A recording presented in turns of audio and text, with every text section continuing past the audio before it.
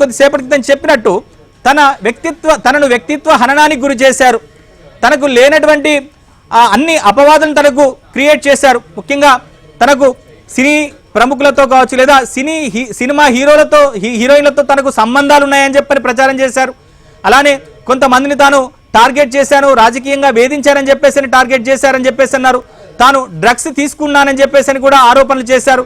ఇవన్నీ కూడా తనను వ్యక్తిత్వ హననానికి గురి చేశారని చెప్పేసి కేటీఆర్ చెప్పారు. కానీ ఈ ఫోన్ ట్యాపింగ్ విషయం వెలుగులోకి వచ్చిన తర్వాత కేటీఆర్ మీద అనేక ఆరోపణలు వచ్చాయి.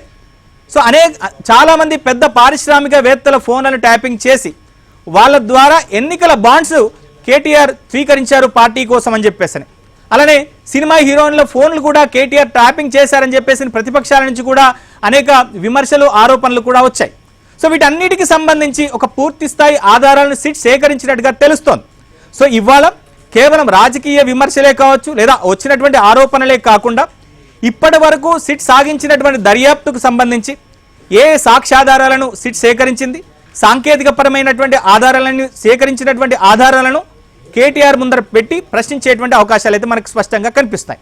సో మనం విజువల్స్లో చూడొచ్చు, జూబ్లీహిల్స్ పోలీస్ స్టేషన్ దగ్గర పెద్ద ఎత్తున ఒక బల ప్రదర్శన లాంటిది జరుగుతోంది.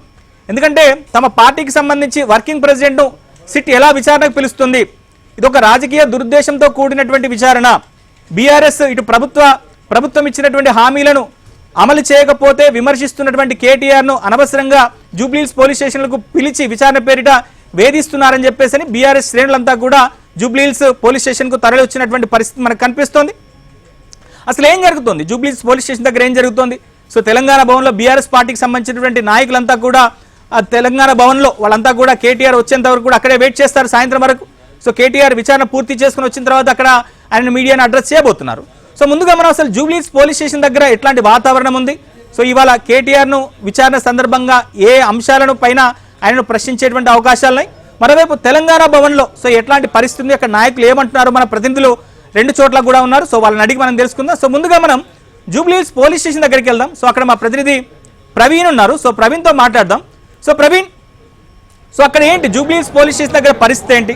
సో మనం హరీష్ రావుని విచారణ సందర్భంగా సో ఎట్లాంటి వాతావరణం అయితే అక్కడ ఉండిందో సో ఇవాళ కూడా అట్లాంటి పరిస్థితి అక్కడ ఉన్నట్టుగా మనకు తెలుస్తోంది.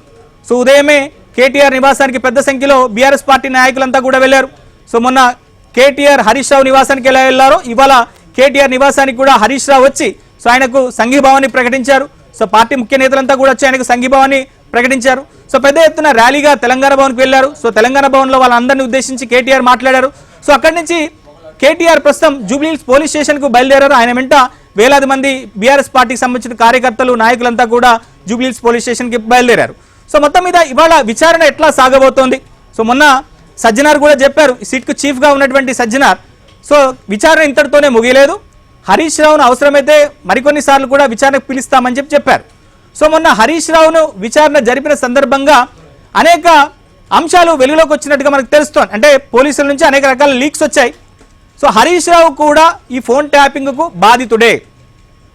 ముఖ్యమంత్రి కేసీఆర్ హరీష్ రావు ఫోన్ ట్యాపింగ్ చేయించారు. 2018-19 2 సంవత్సరాల్లో హరీష్ రావు పూర్తిగా ఇటు నిఘా వలయంలో ఉన్నారు. సో ఆయన ఎవరెవరితో మాట్లాడుతున్నారు, ఎవరెవరిని కలుస్తున్నారు, ఆయన ఎవరెవరు కలుస్తున్నారు అనే అన్ని విషయాలన్నిటి కూడా నిఘా రూపంలో పోలీసులు సేకరించారు అనేటువంటి అన్ని అంశాలను కూడా హరీష్ రావు ముందర పెట్టినట్టుగా మనకు తెలుస్తోంది. సో మరి ఇవాళ కేటీఆర్ కూడా అంటున్నారు తాను కూడా ఫోన్ ట్యాపింగ్ లో విక్టిమ్ అని చెప్తున్నారు ప్రస్తుత ప్రభుత్వంలో. సో మరి కేటీఆర్ని ఏ అంశాలను అంటే ఏ ప్రశ్నలు ఇవాళ సిట్ అడిగేటువంటి అవకాశాలు ఉన్నాయి? సో ఇవాళ విచారణ ఎట్లా సాగేటువంటి అవకాశం ఉంది?